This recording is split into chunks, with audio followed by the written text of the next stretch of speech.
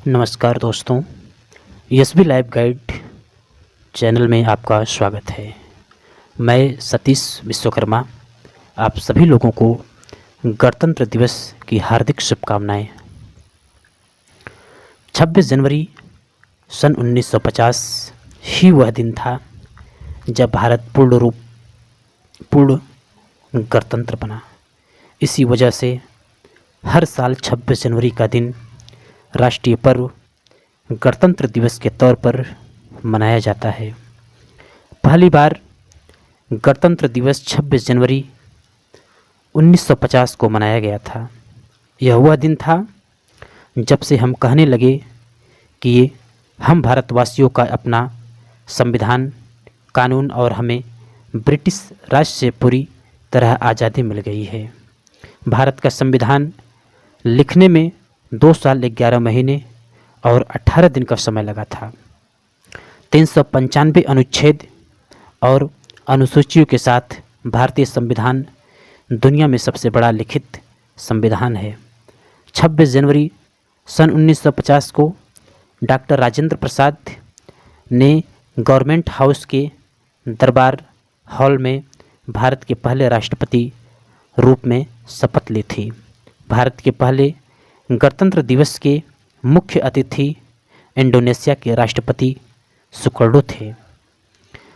गणतंत्र का अर्थ है देश में रहने वाले लोगों की सर्वोच्च शक्ति और सही दिशा में देश के नेतृत्व के लिए राजनीतिक नेता के रूप में अपने प्रतिनिधि को चुनने के लिए केवल जनता के पास अधिकार है।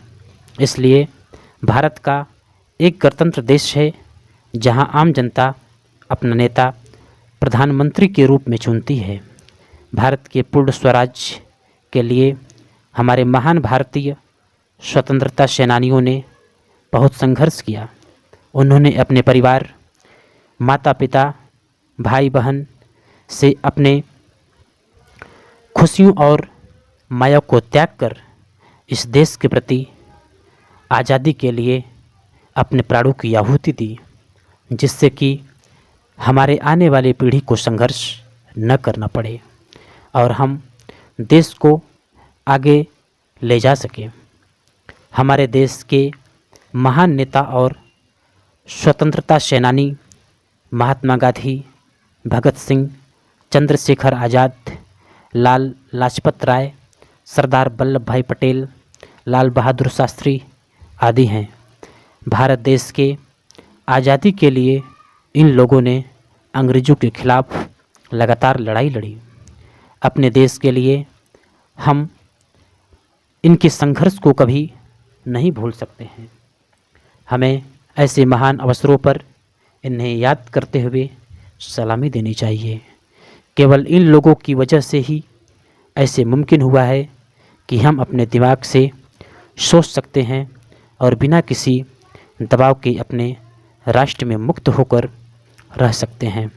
डॉक्टर अब्दुल कलाम ने कहा है कि अगर एक देश भ्रष्टाचार मुक्त होता है तो सुंदर मस्तिष्क का एक राष्ट्र बनता है।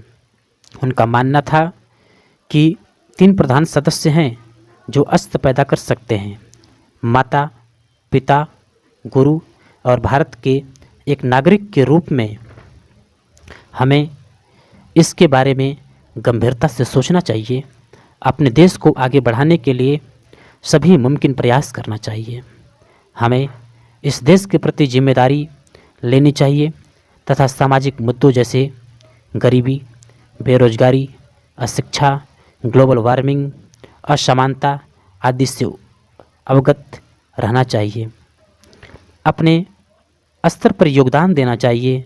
गणतंत्र दिवस के मौके पर राजपथ पर तिरंगा फहराया जाता है, फिर राष्ट्रगान गाया जाता है और 21 तोपों की सलामी होती है। 1957 में सरकार ने बच्चों के लिए राष्ट्रीय बहादुरी पुरस्कार शुरू किया था। बहादुरी पुरस्कार 16 साल से कम उम्र के बच्चों को अलग अलग क्षेत्र में बहादुरी के लिए दिया जाता है। गणतंत्र दिवस के मौके पर अशोक चक्र और कीर्ति चक्र जैसे महत्वपूर्ण सम्मान दिए जाते हैं। इसके बाद हमारी सेना अपना शक्ति प्रदर्शन और परेड मार्च करती है। आपका धन्यवाद इस वीडियो ऑडियो को सुनने के लिए। अगर यह ऑडियो आपको अच्छी लगी हो तो इस ऑडियो को लाइक, शेयर और चैनल को सब्सक्राइब करें। इसी के साथ मैं अपनी वाणी को विराम। जय हिंद, जय Bharat. Thank you so much.